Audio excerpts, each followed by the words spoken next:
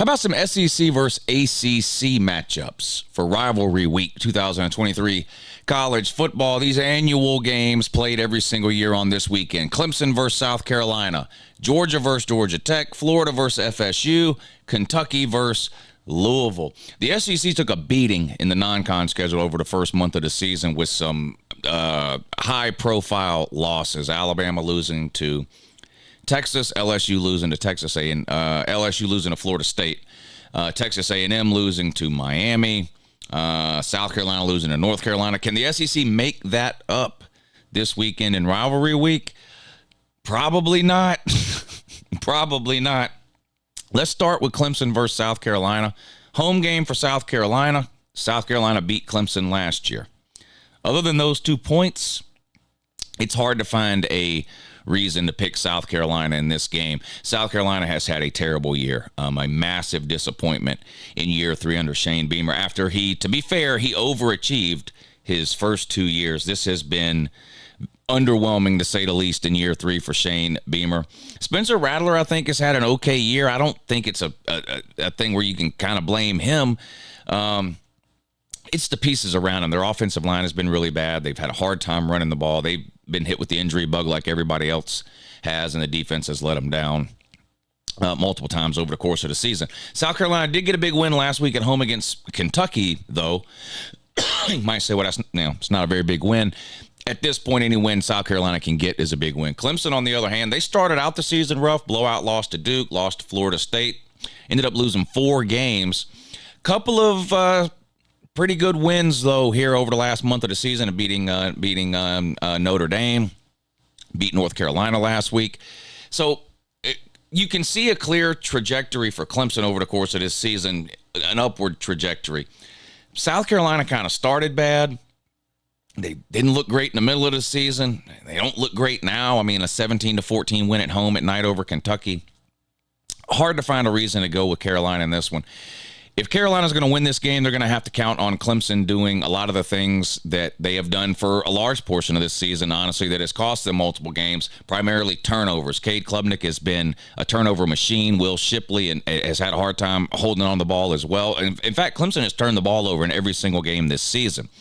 Last week, Cade Klubnik managed to go the entire game without throwing an interception, but Will Shipley fumbled the ball. It's probably going to take a couple of those to keep South Carolina in this game, and South Carolina, of course, is going to have to avoid the turnovers, and maybe Shane Beamer can pull one of these special teams rabbits out of his hat that he's been known to do on occasion during his time as not only a head coach, but going back to his time as a special teams coordinator, of course, being the son of legendary coach Frank Beamer, sort of known as the Beamer ball, the sort of special teams guru. As much as I would love to see the SEC pull this one out, I just don't think it's going to happen. I think Clemson is playing some of its best football right now, and it's just hard to have any faith at all in South Carolina. Clemson's a 7-point road favorite. I'm actually going to take Clemson to win and cover the 7. All right, moving on to Kentucky on the road at a surprisingly top 10 Louisville team. Louisville comes into this game with just the 1 loss. Now, it was a bad loss against a terrible Pittsburgh team, but Louisville has handled business this season under first-year head coach Jeff Brom, who came in from Purdue, sort of a homecoming of sorts for him. And Louisville has put together a pretty good season. Like I said, ranked in the top 10 is still an outside shot of making the playoffs. Now, it would take a lot would have to happen for them to get in, and I would be surprised even if they went out with a win against Kentucky here and then a win against Florida State, which is who they are playing in the ACC championship game next week. I would be surprised if they were able to move up far enough to get into that top 4. You'd need a lot of losses in front of them, and I just don't think that's going to happen. But it is a possibility, so Louisville's got everything to play for in this game, on top of the fact that it is a big in-state rivalry game. And it's a rivalry game that Kentucky has managed to win more times than not recently. Hard to imagine that's going to be the case this year, though. I have a feeling the SEC is going to take another one on the chin here. Louisville's a 7-point home favorite. Things have not worked out for Kentucky this year. They brought in Devin Leary out of the transfer portal, a quarterback from NC State, who had a really good season a couple of years ago. Kind of went off the rails last year with some injuries. But if you were a Kentucky fan, you bring him in and you're hoping you get the 2021 version of Devin Leary. and it just didn't happen. Outside of a home game against Tennessee a little over a month ago, I guess, Devin Leary has not had a good season at all. He's looked lost at times, unable to make throws when they need him. They can't convert on third down. And the running game that Kentucky has sort of relied on over the last few years hasn't really been there on a consistent basis. Everybody sort of points to that Kentucky-Florida game, in the huge game that Ray Davis had, and it was a great game. Probably the best performance by a running back at all this season, by any running back on any team. But he really fell off a cliff after that. Nothing impressive. Now, is that Ray Davis's fault? Is it the offensive line's fault? Is it coordinator's fault? It's probably a combination of all of those things. Kentucky just has not had a good season. In Louisville, because there's just so much motivation here, I just have a hard time believing that they're going to find a way to lose. Now, with that being said, when you're in the position that Kentucky is in, not a whole lot to play for, nothing would make them happier than to be the team that officially sort of knocked Louisville out of playoff contention by handing them that second loss. So I think Kentucky will show up ready to play, but it's at home for Louisville. They're just a better team, and I think Louisville also wins and also covers the 7 points. 2 games down, 2 to go. Let's start with Florida at home against Florida State. You feel bad watching this game. Both of these teams lost their starting quarterback last week. Of course, the Jordan Travis leg injury, just a really bad injury, really sad to see. Jordan Travis is a guy I've been watching play for several years at Florida State. He's really fun to watch, and he's been kind of the engine that has made that team go offensively, kind of the vocal leader of the team. He's been there for a while. He's an upperclassman. It really hurts to see him not be able to finish out the season at Florida State, especially given the fact that they are undefeated. They are on the way to the ACC championship game, and if they win out, are likely headed to the college football playoff. They're going to have to do those things without Jordan Travis. Now, the Florida State fans have a lot of faith in the backup, Rodemaker, and he has looked good at times when he's played, but he's not Jordan Travis. You can't replace the experience and the leadership that Jordan Travis provided to that team. Now, I don't have any reason to think that the Florida State fans are wrong and that Rodemaker won't play well, but I still think it's going to hurt not having Jordan Travis. Florida, on the other hand, lost Graham Mertz last week in their road game against Missouri and also had to finish that game with a backup quarterback. Now, he actually brought them back in that game and had Florida with a lead with a minute to go. He drove Florida down the field. They kicked a field goal that gave them a lead with like a minute to go, and Florida probably should have won that game. They kicked off to Missouri. The defense came out. They played okay. They forced a 4th and 17 on Missouri where the game was on the line, and unfortunately the defense let Florida down. Missouri converted that 4th and 17, and they went on to kick a game-winning field goal to hand Florida just a brutal and devastating loss. But you can't put that loss on the quarterback. It's not a situation where Graham Mertz went out and Florida just folded up and went away. He led them back in that game. Every time Missouri scored, Florida was able to answer. And like I said, you kick a field goal to take a lead with a minute to go in a game, you should win that game 99 times out of 100. You can't put that on the backup quarterback. I think this is going to be a very, very interesting game here and a dangerous game for Florida State. As bad as Florida's record has been this year, it's been bad. And Billy Napier is a disaster, and he doesn't know what he's doing. And next year will be Billy Napier's last year. Billy Napier is getting fired. Florida's lost 4 games in a row. The talent level on these two teams is a lot closer than you might think. In fact, according to the 24/7 Talent Composite Index, which is basically an aggregate of every player on your team, Florida is actually the more talented roster. And when you have a situation like this, the upset becomes more likely in my mind. In other words, the primary reason that Florida is losing games is not lack of overall talent. They've got overall talent. Now, clearly they're missing talented pieces in key places. I'm not trying to say that they're a better team than Florida State. They're not. If all that mattered was talent rankings, we wouldn't need to play the games. We could just, whoever has the most talented roster, we could just hand them the trophy at the beginning of the year. So obviously the play on the field is what matters. But my point is that in this spot, a rivalry game, again, where you've got a Florida team who doesn't have much to play for outside of bowl eligibility, Florida's stuck at 5 wins right now, nothing would make them happier than to be the team that sort of ruined it all for Florida State. And I am curious to see how Florida State responds in this game with a backup quarterback. If this game is close late in the game, I do think Florida State is going to miss Jordan Travis. The chemistry that he has developed over the course of the season with their wide receivers, primarily Keon Coleman, how does that translate now to Rodemaker? It's going to be a hostile environment at night. I actually think Florida has a chance of pulling the upset here over Florida State. Now, Florida is a 6.5-point underdog. I'm definitely going to take Florida in the 6.5 points.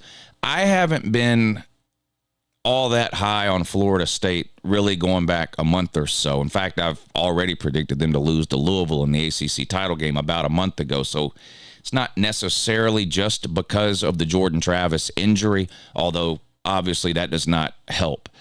I think this is a very, very dangerous spot here for Florida State. I'm going to take the Gators to cover the 6.5. Maybe they don't win, but I think they keep it close. But they may pull off the upset here. And then we've got the Georgia versus Georgia Tech game, and Georgia's going to win this game. We could just say that right at the beginning. There's a 24-point favorite. Georgia Tech has been up and down this year, which is an improvement because over the last 3 or 4 years, they've just been down. There have been a handful of games this year where I thought Georgia Tech has played well. In fact, if you go back to the very first week of the season, Georgia Tech played on the road at Louisville. We didn't know back then how good Louisville was going to end up being. And if you remember that, Georgia Tech was up big on them at halftime. I mean, Georgia Tech just dominated them in the first half. Now, the second half was the exact opposite.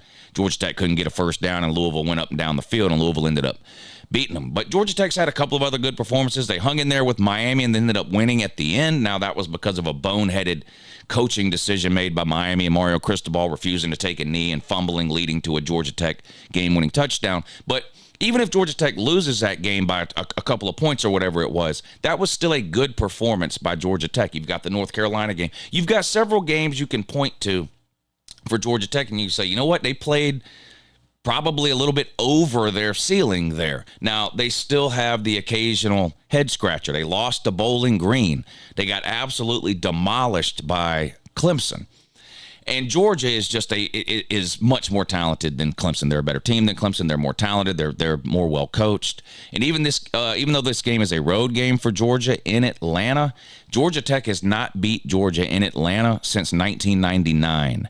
And that game went to overtime. Georgia Tech has not beaten Georgia in Atlanta in regulation since 1989. Georgia, again, this is a situation where Georgia's got everything to play for, and Tech has an opportunity to play spoiler. They did make a bowl game. They won their 6th game last week. So, again, I'm not here to just crap on Georgia Tech. That'll be tomorrow in the Hype and Hate video. Georgia Tech has had a good year under second-year head coach Brent Key. I mean, they're headed to a bowl game for the first time in, 4 years, something like that. So it's been a good year. They're just not on Georgia's level. They're not. This game, I don't think this game will be particularly close. Georgia's playing well. Georgia's offense is just unbelievable to watch. They just move right up and down the field on every single team they play, and I think they'll do that against Georgia Tech as well. The thing I'm actually most curious to see in this game, Georgia has allowed their opponent to score on their first possession 5 games in a row. Now, Georgia's got a really good defense, but you go back to last week against Tennessee, what happened? Georgia kicks off to start the game. Tennessee gets the ball. Very first play of the game, 75-yard touchdown run for Tennessee. Now, they didn't score another touchdown the rest of the game. But all the way back a month ago to the Vanderbilt game. Vanderbilt goes right down the field and scores on their first possession. Missouri scored on their first possession. Ole Miss scored on their first possession. I believe Florida scored on their first possession. It's just now, after that, Georgia, whether it's adjustments, whether it's early game jitters, whatever it is, I don't know. Georgia's defense plays great after that. So I'd be curious to see if Georgia Tech can keep that streak going, where Georgia seems to, for whatever reason, give up a touchdown or give up points anyway on the first opponent possession of every single game. Outside of that, though, I really just don't think Georgia has a chance. There's just too many mismatches on the field here, whether you're talking about Brock Bowers, Ladd McConkey, who may or may not play, Marcus Rosemy, Jack Saint, Dom Lovett, Ra Thomas. There's too many weapons on the outside, and Georgia's run game has looked the best it's looked all season over the past 2 or 3 weeks. Kendall Milton finally looks healthy. Dejon Edwards has played really well. Dylan Bell had the best game of his career last week. It just seems like Georgia's hitting their stride at the right time. And again, I'm not here to just crap on Georgia Tech in this video. I'll do that tomorrow in the Hype and Hate video. With all that being said, I'm not laying the 24 points here with Georgia. You look at last year's Georgia Tech game, surprisingly close, especially in the first half. I think Georgia probably wins by, 17 points, 20 points, maybe 3 touchdowns, 21 points. 24 is just too much. Georgia has not done a good job of covering these big spreads this season. Now, they covered against Tennessee. They covered against Ole Miss. They covered against Florida. They did not cover against Missouri, I don't think. They won by 9. No, they didn't cover that. Didn't cover a lot of those big spreads early in the season. And because Georgia has the SEC championship coming up the following week, if Georgia has a 2 or 3 touchdown lead in the second half, I think they're just going to sit on the ball, a lot of ground game, a lot of chew the clock up type of thing. I don't really think they're going to look to pour it on Georgia Tech in the second half or anything like that. So for that reason, I am going to take Georgia Tech in the 24 points. Don't see any way they win the game, though. Dogs win, Georgia Tech covers. All right, there you go. Those are the 4 yearly SEC versus ACC rivalry games to take place this week, the last week of the regular season, every single college football year. I've got the SEC winning 2, maybe 1 for sure, Georgia. And I think Florida could pull it off too. Kentucky and South Carolina, I just don't see it. So I think best case scenario for the SEC, 2-2. Most likely scenario, I think it would be 1-3. All right, I appreciate you watching. Have a good morning.